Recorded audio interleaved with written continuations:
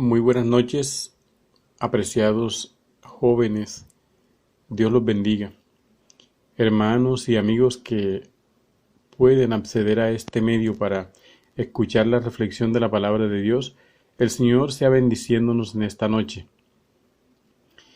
El Ministerio Juvenil de la Iglesia Templo Santo, Pregoneros de Cristo, ha definido desarrollar en este mes de mayo del 2020 el tema de la Biblia a la familia, procurando encontrar los principios que Dios, el diseñador del matrimonio y de la familia, ha dejado grabados en su palabra, su santa palabra.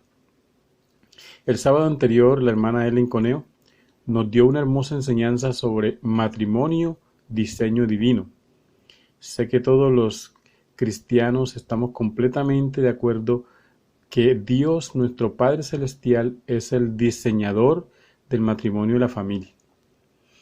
Algunos aprendizajes que por lo menos yo recuerdo son los siguientes.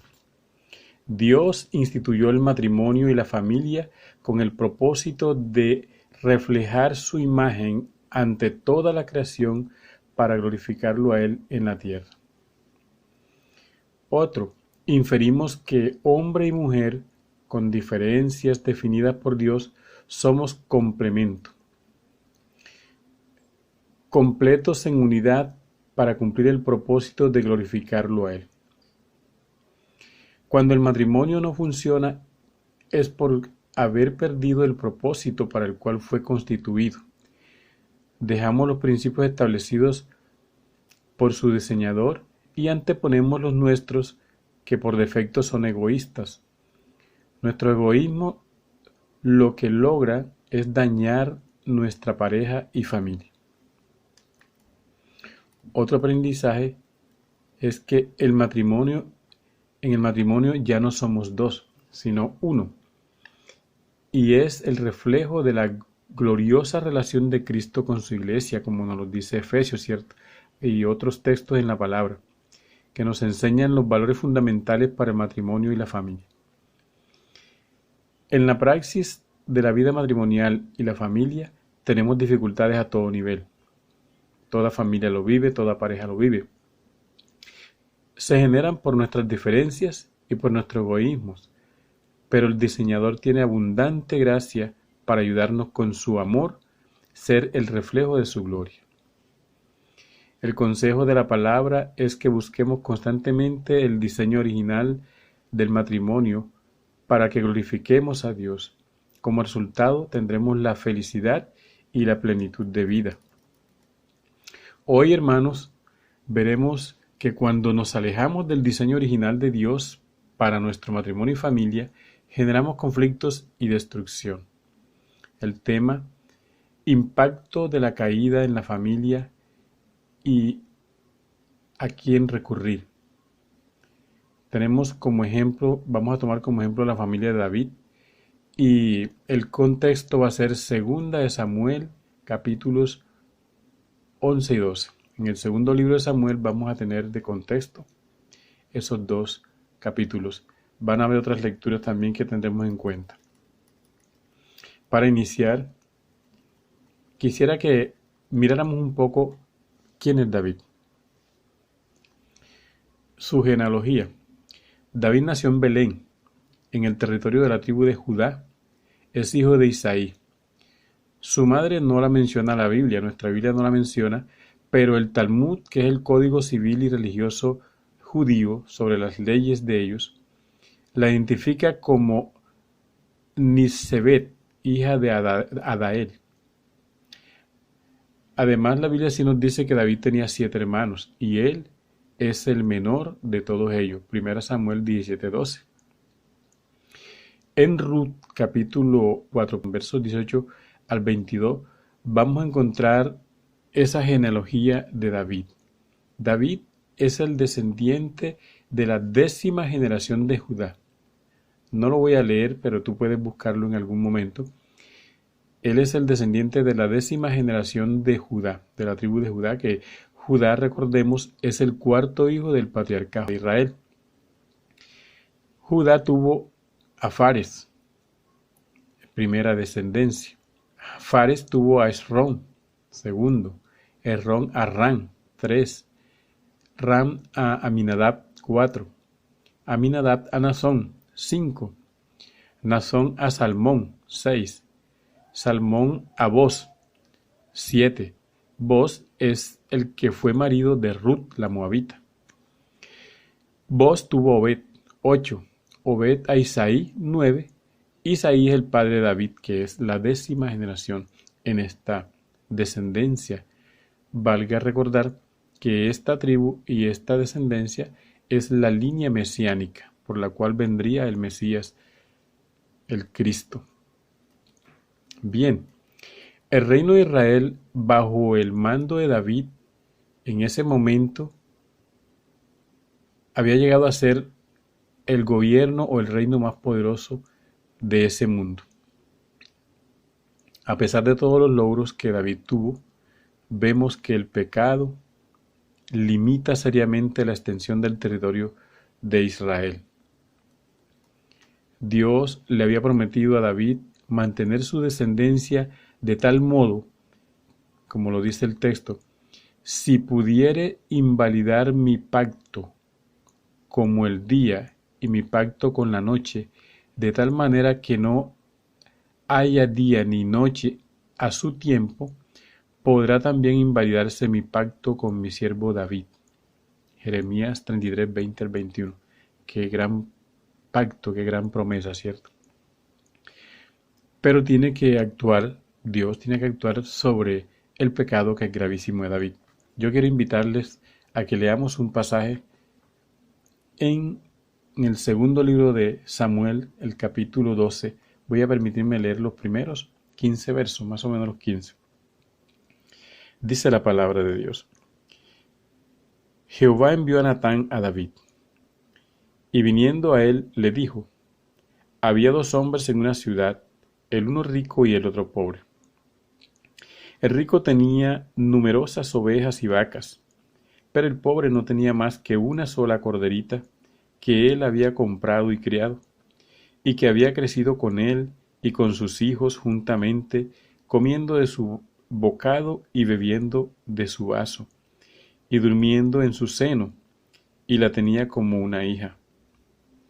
Vino uno de camino al hombre rico, y éste no quiso tomar de sus ovejas y de sus vacas para guisar para el caminante que había venido a él, sino que tomó la oveja de aquel hombre pobre y la preparó para aquel que había venido a él. Entonces se encendió en furor David en gran manera contra aquel hombre y dijo a Natán, vive Jehová, que el que tal hizo es digno de muerte, y debe pagar la cordera con 4 tantos, porque hizo tal cosa y no tuvo misericordia. Entonces Natán dijo a David, tú eres aquel hombre. Así ha dicho Jehová, Dios de Israel, yo te ungí por rey sobre Israel, y te libré de la mano de Saúl, y te di la casa de tu señor, y las mujeres de tu señor en tu seno. Además, te di la casa de Israel y de Judá. Y si esto fuera poco, te habría añadido mucho más. ¿Por qué, pues, tuviste en poco la palabra de Jehová, haciendo lo malo delante de sus ojos? A Urías Heteo heriste espada, y tomaste por mujer a su mujer, y a él lo mataste con la espada de los hijos de Amón. Por lo cual ahora no se apartará jamás de tu casa la espada, por cuanto me menospreciaste y tomaste la mujer de Urías Heteo para que fuese tu mujer. Así ha dicho Jehová, he aquí yo haré levantar el mal sobre ti de tu misma casa, y tomaré tus mujeres delante de tus ojos, y las daré a tu prójimo, el cual yacerá con tus mujeres a la vista del sol. Porque tú hiciste en secreto, mas yo haré esto delante de todo Israel y a pleno sol. Entonces dijo David a Natán, pequé contra Jehová. Y Natán dijo a David, también Jehová ha remitido tu pecado, no morirás. Mas por cuanto con este asunto hiciste blasfemar a los enemigos de Jehová, el hijo que te ha nacido ciertamente morirá. Y Natán se volvió a su casa, y Jehová hirió al niño que la mujer de Urías había dado a David, y enfermó gravemente. Amén. Padre, gracias te damos, Señor, por esta palabra. Gracias porque nos permites en este momento reflexionar sobre ella, Señor. Oramos a ti, Padre, para que tu Espíritu Santo sea quien ministre esta palabra, redarguya nuestros corazones, Señor, fortalezca nuestra fe en ti, Señor, genere todo cambio necesario en nuestras vidas y nos edifique, Padre, que cada día podamos crecer más en el conocimiento tuyo, en el conocimiento de tu palabra y en nuestra fe, Señor. En el nombre de Jesús oramos, dándote muchas gracias. Amén. Bien, mis hermanos, veíamos entonces quién era David, de dónde nació, de qué tribu desciende, y esta gran promesa de Dios para él. Dios aún dice que si se puede invalidar el pacto con el día y con la noche, o sea que no hubiera noche ni día, entonces se podría invalidar el pacto que él tenía con su siervo David. Es una gran palabra. Pero David había pecado y Dios tenía que actuar. Ahora, como David también representa al pueblo de Israel ante Dios y ante las naciones, todas las demás naciones, entonces David es responsable y Dios lo hace responsable de esta mancha, de este pecado, porque es que él había generado ahora que los demás blasfemaran el nombre de Dios. Y con todo lo que Dios ama a David, con todo este pacto que tiene, por este pecado Dios tiene que intervenir y hacer justicia en este caso. Y como Dios no hace acepción de personas, entonces tenía que actuar y hacer justicia con David. Deuteronomio 10, 17 y Hechos 10, 34 nos va a mostrar que Dios no tiene excepción de personas. Y como Él es justo, tiene que actuar. Antes miremos un poco la familia de David. David tuvo, según lo que podemos encontrar en la palabra, 8 esposas. Recordemos a Mical, que era la segunda hija del rey Saúl, a Joanam de Jezreel, a Abigail, la carmelita, que fue esposa de un hombre malo, era esposa de Nabal. También a Maaca, la hija de Talmai, que era rey de Jesur. También tuvo esposa a Agit, a Abital, Egla y también a Betsabé, que fue la esposa de Urías, el hitita. Además de eso tuvo concubinas, muchas otras mujeres, y con ellas tuvo hijos. En el segundo libro de Samuel, vamos a encontrar todas estas referencias. En el capítulo 13, del 1 al 29, vamos a encontrar referencias. Todo el capítulo 13 lo podemos leer y vamos a encontrar algunas referencias, otros textos. El capítulo 15, en el primer libro de Crónicas también, capítulo 3 al 6, vamos a ver estas referencias de la familia. Esposas, por lo menos 8, y concubinas todas las que él quiso. Con Ahinoam tuvo al primer hijo, al mayor, que fue Amnón. Con Abigail tuvo a Daniel. Con Maaca tuvo a Absalón y también a Tamar, la única hija que encontramos referencia que él tuvo. Con Agud tuvo a Adonías. Con Abital tuvo a Cefatías. Y con Egla tuvo a Itren. Además de eso, en Jerusalén tuvo a Simea, Sobat, Natán y a Salomón, hijo de Betsabé, que fue el segundo hijo con Betsabé porque el primero murió. Con otras mujeres vamos a encontrar que tuvo a Ibhar, Elisam, Elifet, Noga, Nef, Jafia, etc. También vamos a encontrar que tuvo a Jerimot, segundo libro de Crónicas 11 y 18, y él adoptó al hijo de Jonatán, a Mefiboset.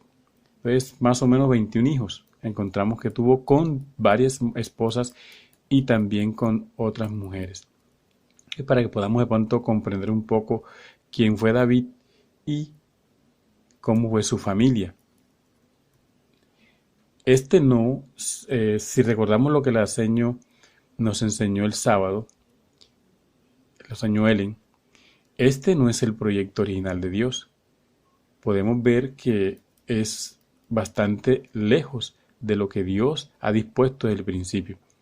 Bueno, más sin embargo, Dios está permitiendo que, según las costumbres de la época, pues estas formas de familia se den, más sin embargo, van a traer sus consecuencias. Bien, el tema es impacto de la caída en la familia y a quién recurrir. ¿Cuál es el pecado que la Biblia resalta de David aquí? En el texto que leímos de segundo libro de Samuel, capítulo 12, del 1 al 15, adulterio y homicidio. El profeta que Dios envía, porque David tal vez está acomodándose a su situación, tal vez no se siente bien, su conciencia debe estar incomodándolo, pero se está acomodando. Dios no va a permitir eso y envía al profeta. Y el profeta, con una parábola, le hace saber a David del disgusto y de la sentencia que Dios tiene por su pecado. Bueno, las parábolas entonces en el Medio Oriente son muy usadas, especialmente para entregar verdades que no son muy agradables. Eso nos lo dice el comentario exegético. Es importante entender el relato. Vuelvo un poco a la palabra. Dice que habían dos hombres en una ciudad. Se refiere a David y Urías. Esta es la parábola que está refiriéndole el profeta Natán. Dice, el uno rico y el otro pobre. El rico tenía numerosas ovejas y vacas. O sea, David tenía mujeres muy valiosas, eran princesas, reinas. Pero el pobre no tenía más que una sola corderita, Betsabé su esposa, que él había comprado y criado, y que había crecido con él, y con sus hijos juntamente comiendo de bocado y bebiendo de su vaso, y durmiendo en su seno, y la tenía como una hija, a que la quería mucho. Este hombre quería mucho a su esposa. Y vino uno de camino al hombre rico. Alguien vino a visitar al hombre rico. Y este no quiso tomar, el hombre rico David, no quiso tomar de sus ovejas y de sus vacas para guisarle, para prepararle comida al caminante que había venido a él. O sea, David tenía muchas esposas y tenía además concubinas con las cuales él podía tener banquetes y dormir, sino que tomó la oveja de aquel hombre pobre y la preparó para aquel que había venido a él.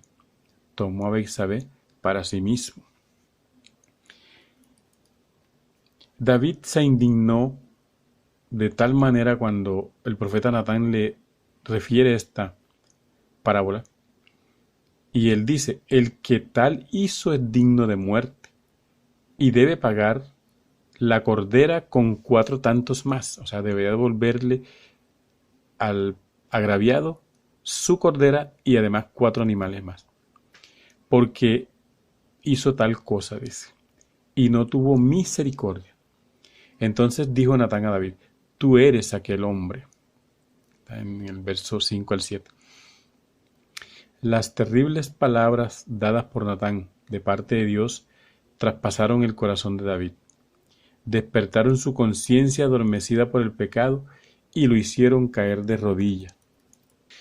David no estaba cumpliendo su deber como rey y jefe máximo de su ejército y quedó reposando en casa. Allí vino la ocasión y se dio a la tentación. Su lujuria lo vence y toma a la mujer de Urías, Betsabé, y luego planea la muerte de Urías. El relato no nos muestra que Betsabé se estuviera bañando allí cerca a propósito para provocar a David, y por lo tanto no la culpa. Mas, como cualquier esposa que honra y respeta a su esposo, debió no ceder y cometer adulterio. Urías, uno de los 37 generales valientes del ejército y hombre de confianza de David, fue agraviado. Elián, padre de Bexabé, otro hombre de esos 37 valientes, y Aitofel, uno de los grandes sabios de ese momento, era el abuelo de Bexabé. Son tres grandes hombres que son traicionados, son agraviados. El esposo de Bexabé, el padre de Bexabé y también el abuelo. Tres hombres. O sea, los efectos del pecado, ¿cierto? ¿Cuál es el impacto? Sobre el pecado la palabra de Dios es contundente. Recordemos Romanos 6:23, porque la paga del pecado es muerte. Y Proverbios 28:13 nos va a decir que el que encubre su pecado no prosperará. El pecado de David fue muy desagradable ante los ojos del Dios eterno, como nos lo puede mostrar el segundo libro de Samuel 11:26. David pudo engañar a muchos, a todos. Sí, él como rey, además, su posición, pues hacía que los demás, aunque no estuvieran de acuerdo, podrían ser condescendientes con él. Pero menos a Dios. Dios lo ve todo. Y hasta los pecados más secretos. Entonces Dios hace la sentencia y le dice: yo te ungí por rey sobre Israel y te liberé de la mano de Saúl y te di la casa de tu señor, las mujeres de tu señor en tu seno. Además te di la casa de Israel y de Judá. Y si esto fuera poco, te habría añadido mucho más. ¿Quién sabe cuánto territorio más le habría entregado Dios a David? Tal vez los imperios que tenía al norte y al sur, como son Babilonia, antes de Babilonia estaba Asiria, y acá al sur, Egipto.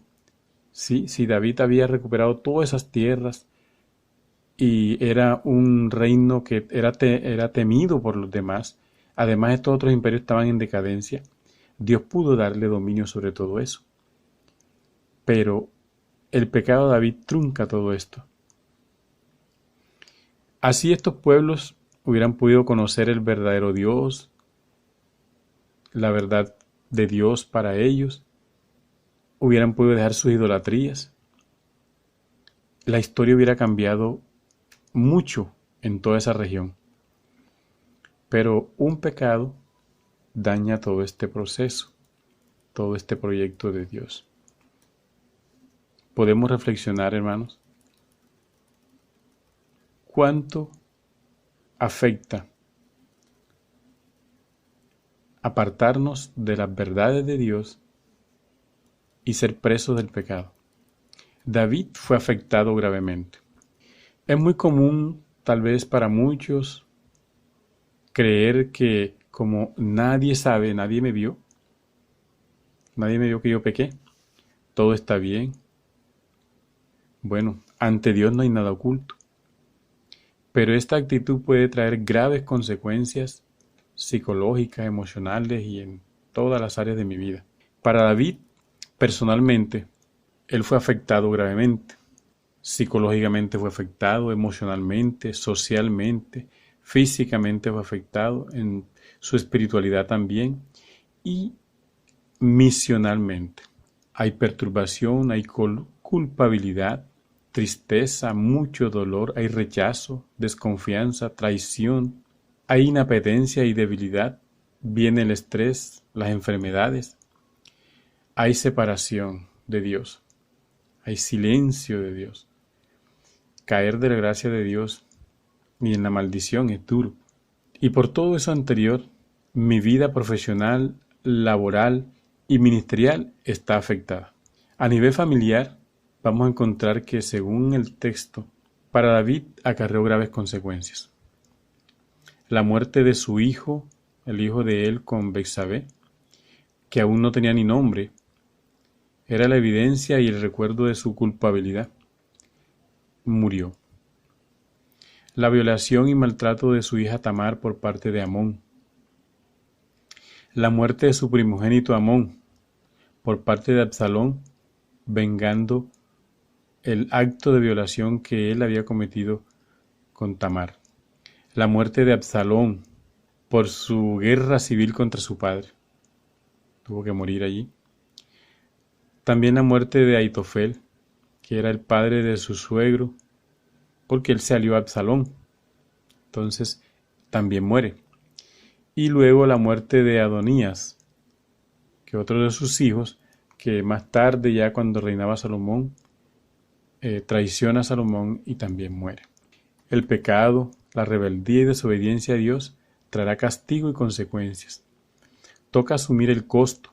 Siempre será doloroso. ¿Qué hago? Hay caminos. Un camino puede ser hundirme en el pecado y dolor, llenándome de resentimiento y odios. Pero hay otro también. Hay otro camino que me lleva a buscar soluciones y a salir de la condición. ¿A quién acudo por ayuda? No estoy bien, tengo frustraciones, confusión, perturbación, no alcanzo mis metas y mis propósitos. Hay insatisfacción y desesperanzas, pues todo anda mal. Necesito ayuda. ¿A quién acudo? Esta es la condición del pecado. Y cuando el hombre y la mujer han decidido apartarse de Dios, apartarse de sus principios, lo más común es que caigan en estas situaciones y que la familia será afectada. Pero hay una esperanza. La mayor parte de la humanidad busca ayuda en el psicólogo, en el amigo o aún en los vicios cuando están en estas condiciones. Ir al psicólogo o a los amigos no está mal, pero hay otros caminos que son malos. Pocas personas buscan sabiamente a Dios, reconociendo su condición y que Él es el único camino correcto. Jesús dijo, Juan 14:6, yo soy el camino, la verdad y la vida. Solo Cristo puede perdonar mi pecado, puede salvarme de la maldición y de la condenación eterna y darme nueva y plena vida. También nos lo dice Juan 10:10, yo he venido para que tengan vida y para que la tengan en abundancia. David me da ejemplo, porque David, con toda esta situación y todo lo que tuvo que sufrir y todas las consecuencias que trajo su pecado, él toma una decisión acertada. Las palabras del profeta tocan su conciencia, reconoce su pecado y se arrepiente. Va a Dios con dolor en su corazón y él expresa, pequé contra el Eterno. Eso nos lo dice 2 Samuel 12:13. Y si nos vamos al Salmo 51, 1 al 4, vamos a encontrar todo lo que David expresa de lo que es la consecuencia del pecado en su vida. El Salmo 51 fue escrito en ocasión de esta situación. La sinceridad y el profundo arrepentimiento quedaron registrados en los Salmos 32, en el Salmo 51 y en el Salmo 103. Ellos nos hablan exactamente de cómo David se sintió al ver que había pecado contra Dios y que se había apartado de su palabra, de sus mandamientos, y de sentir el efecto del pecado en su vida y en la vida de su familia. David comprendió que el único que podía ayudarlo, perdonarlo, limpiarlo, salvarlo, volver el gozo a su vida, era Dios. Y Dios perdona el pecado de David. Mas las consecuencias, que fueron severas, estarían por el castigo a ese pecado. El pecado, la rebeldía y desobediencia a Dios traerá castigo y consecuencias, pero Dios siempre tendrá la mano de misericordia extendida para aquel que se arrepiente y aparta. Hace un rato les leí Romanos 6:23. La primera parte dice, la paga del pecado es muerte, pero la segunda parte, mas la dádiva de Dios es vida eterna en Cristo Jesús. Entonces, la gracia de Dios siempre está y es abundante para todo aquel que se arrepiente. Mis amados, si esta palabra, si la reflexión de esta palabra, este ejemplo que hay en la vida de David, un gran hombre de Dios, un hombre con el corazón como Dios, valga recordar algo, ¿por qué la palabra nos muestra estas facetas que son dolorosas, que son duras? Dios quiere mostrarnos que nosotros somos imperfectos y que en nuestras capacidades y habilidades jamás podremos hacer las cosas bien. Igual esto le pasó a David y le pasó a otros hombres, a Abraham y otros más. Nosotros no podemos apartarnos de Dios sin la fuerza de Él, sin su palabra, sin su ayuda, sin su espíritu. Nosotros vamos a fracasar. Cuando queramos hacer las cosas a nuestra manera, siempre vamos a tener fracasos. Por eso entonces el llamado a acudir a Dios. Él es el camino correcto. Él es la solución. Todo lo nuestro se debe sustentar en la fuerza de Dios, en su palabra, en su espíritu, en la obra de Cristo en la cruz. De lo contrario fracasaremos. Entonces hay un llamado para que nosotros, como personas, como parejas, como familias, joven, en todo caso, muchos de ustedes no están casados, pero ese es su proyecto de vida. Pero sí son parte de una familia. ¿Cuánto puedo yo aportarle al crecimiento sano y desarrollo de mi familia? Desde mi posición. Como para finalizar, algunas conclusiones. Dios, el creador del universo, es quien diseñó el matrimonio y la familia. El propósito es ser su imagen y glorificarlo aquí en la tierra. Como diseñador, Él dispuso en su palabra todas las normas y principios para que el matrimonio y la familia se guíen hacia el propósito y alcancen la plenitud de vida. La mayor parte de la humanidad no ha tenido en cuenta el diseño de su creador y por ello no puede lograr el propósito. Apartarnos del diseño original ha traído conflictos y hasta destrucción del matrimonio y la familia. Reafirmamos hoy que Dios tiene un propósito con tu matrimonio y familia. Reafirmamos que su palabra es la perfecta guía, no las ideologías y pensamientos humanos. Los propósitos y promesas de Dios son irrevocables. Solo yo puedo invalidarlo y será para mi mal. Eso le pasaría a David. Solo David podía invalidarlo, mas la misericordia de Dios estuvo con él. Si acepto el diseño de Dios, no solo seré bendecido en mi matrimonio y familia, dejaré un legado para las generaciones y seré bendición a todo un pueblo y la humanidad. Si no he estado dentro del diseño de Dios, de seguro que he generado conflictos y daños a otros. Tenemos el ejemplo de David. Entonces es necesario un arrepentimiento sincero, como igual nos enseña David. Dios, en su infinita misericordia, perdonará y sanará, trayendo alivio y plenitud de vida a mí y a mi familia. Espero que esta reflexión en la palabra de Dios sea edificante para nosotros, independientemente de que no te has casado, independientemente de que estás soltero. Padre amado, hemos reflexionado en tu palabra, tomando el ejemplo de la familia de David, este hombre que tú amaste, un hombre con el corazón como el tuyo, un hombre que te amó y que quiso hacer tu voluntad, un hombre que tuvo fallas y cometió pecado,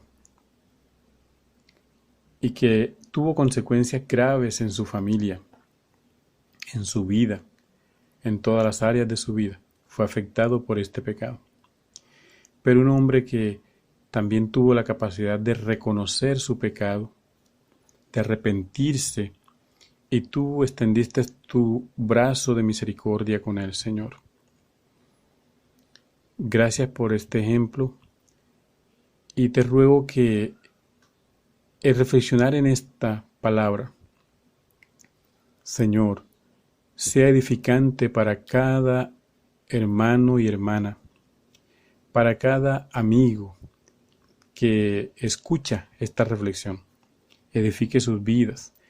Y Señor, si ha habido situaciones que han sido dolorosas, que han afectado la vida de alguno de ellos o sus familias, Señor mío, también te ruego que extiendas tu mano misericordia, como lo has hecho con muchos, Señor, de nosotros.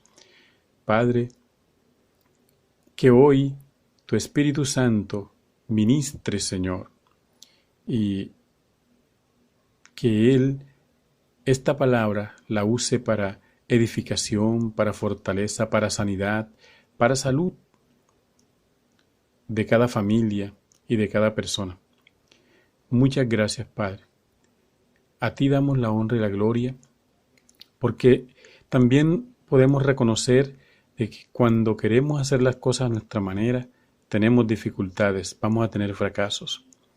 Que lo más importante aquí es buscar tu palabra, buscar tu ayuda, el consejo que tu palabra tiene para nosotros y dejar que tu Espíritu Santo sea el que haga ese trabajo en nuestras vidas de consolarnos, de direccionarnos a la verdad. Gracias, Señor, te damos en el nombre de Jesús. Te bendecimos, Padre, y oramos ahora por todas las familias que conforman nuestra comunidad cristiana en la Iglesia Templo Santo. Oramos, Señor, por cada miembro de cada familia, para que tu gracia llegue también a ellos. Tu palabra también llegue, Señor, y cumpla el propósito de convencer, de sanar, de salvar, de edificar, de construir según ella. Gracias, Señor. Bendice a nuestra iglesia, bendice a nuestro pastor, a su familia, a los líderes de nuestra iglesia, Señor, a los jóvenes, a todos los directivos de los jóvenes, Señor, y de cada grupo que hay en nuestra iglesia en el nombre de Jesús. Oramos para que tu bendición esté con todas las familias de Templo Santo. Gracias, Señor. Amén y amén.